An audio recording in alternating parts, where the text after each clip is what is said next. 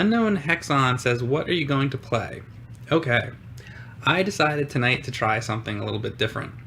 Um, Basically, I thought it would be a good idea that maybe sometimes I would do a stream where I talk to the chat instead of playing a game. I'm going to say right off the bat, that doesn't mean I'm not going to continue to do streams where I'm playing games. I am. But I thought I'd try something different because there's a lot of people in the chat room a lot of times that really want me to address the chat. And sometimes when people come into the chat room, they might see me playing Three Stooges on NES or something, and maybe they're not interested in that game. So they're hoping that I respond to something or play a different game or something. So I'm just trying out something different here. The idea of this is we're doing a video game Q&A type of thing. And what I thought was, I'll just tell you what the idea is. Basically, you guys, this is going to be interactive with you guys. I am going to have you guys in the chat ask me questions related to video games. I think that if we get a good topic going, maybe let's say somebody asks me a question about The Legend of Zelda, let's say, or somebody asks me a question about Doom, and we get a good conversation going, maybe I could, let's say somebody asked me about the monsters in Doom, let's say, and we went back and forth about that. Then I could have a clip, sort of almost like a podcast of a topic. Like for a few minutes, we'll talk about some of the monsters from Doom, and maybe we can have a good conversation about that. So that's my idea, to be able to talk to you guys and have a little bit more interactivity. Mr. Russell says, "Can you beat Jekyll and Hyde blindfolded?" No, absolutely not. Very, very difficult game. I wish I could. But I will say, James and I did play it with the Power Glove, and it might actually be... I mean, it would be really fucking hard, like insanely hard, but it might be possible to do it with the Power Glove, and I might try it one day, we'll say. Maybe. At least I felt like when we did that with the Power Glove, I could have gotten further than we did. We just gave up because it was like torturous. But I feel like it would take like a long time, but I think it could be done. Yosh Doe says, this is a good question. He says, which console do you think has the best library post sprite-based consoles? Handhelds included, he says. Whew, that is quite the question. I would say the one that sprung into my mind and like right off the bat was PlayStation 2, because PlayStation 2 had a lot of games, and it also had a lot of really good games. I can't think of anything. Maybe 360, but Dreamcast had a lot of great games. But probably not as many. I don't think the library of games was as big. But I will say one thing: Dreamcast there were so many great games on Dreamcast that I might have to go Dreamcast. So one of those, PS2 or Dreamcast, I think probably had the biggest library of good games post 8-bit. Let me know, chat, if I'm forgetting anything. I feel like I probably am, but I'm gonna go either Dreamcast or PS2. LNG. Oh, for a second I thought that said LJN. LNG NASCAR Freak 83 says, besides beating Dr. Jekyll and Mr. Hyde for NES, what was your biggest video game achievement? Honestly,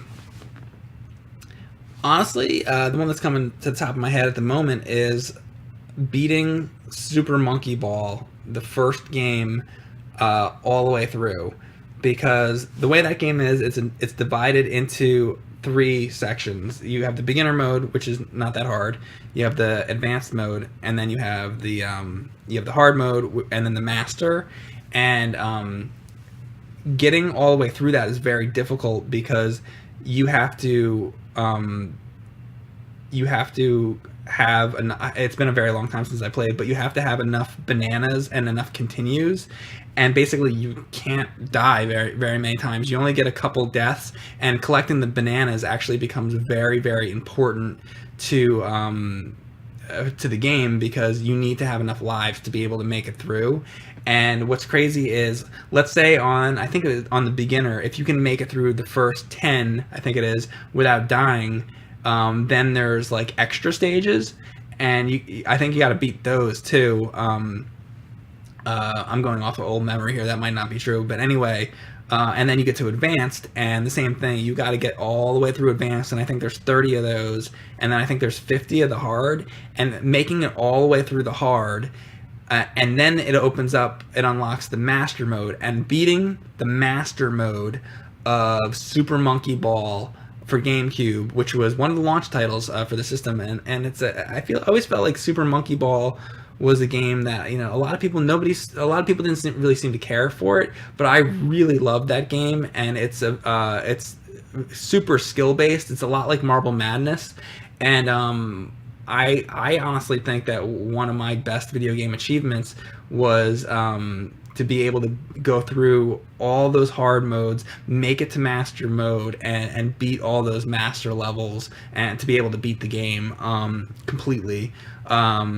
I remember, I think it was the third master level was like one of the hardest like things ever. I wish I could like show footage of it right now in the video, but yeah, beating that, and when the second one came out, that game was awesome too, and I also beat that one. I remember the end stage of that game was actually a Nintendo GameCube that spins around, and then you have to like get to the goal on the other side, and I really, really loved the main mode of Super Monkey Ball. That game also had great mini games and stuff. The bowling was awesome. The monkey target was awesome. I think that's a very underrated game that nobody seems to talk about. We did a video, a James and Mike video, where we played the boxing mode, and that's like a goofy, fun thing to do with friends. But really, that game, the main game in that game is awesome. I love Super Monkey Ball. So yeah, beating the master levels in Super Monkey Ball, that is one of my best video game achievements, I would say. Have I ever played Dragon's Lair? Says, oh, what a name. Me, Hirus, Gamer22. I have played Dragon's Lair. I used to play Dragon's Lair in the arcade. Long time ago, and I remember that being, back when it was originally in the arcade, and I remember that being such a different experience than playing, you played Pac-Man and Centipede and all those type of games, but it was like a cartoon. I actually have a Dragon's Lair poster on my wall right there, and it was such a different game in that it was animated. It looked like a cartoon, and the way you could choose what you were gonna do, it was totally different than the other games in the arcade. And I remember that it was just a stunning machine and game to look at. But of course, I also played the Dragon's Lair NES game, and I don't know if that's what you were talking about. I have a feeling you might have been talking about the NES game there. The NES game is nothing like the arcade game. It's a horrible game. That was a game that was an AVGN episode, and so a lot of people remember it now as the terrible game that it is. And it's a game that requires a lot of memory. You have to know exactly what you're doing through a ton of trial and error, but I think that the game is bad. Well, I mean, you could watch the AVGN video for a good explanation of it, but I don't think it's a good trial and error game. Like, some of the things you have to do are really ridiculous, and I remember the controls are not very good.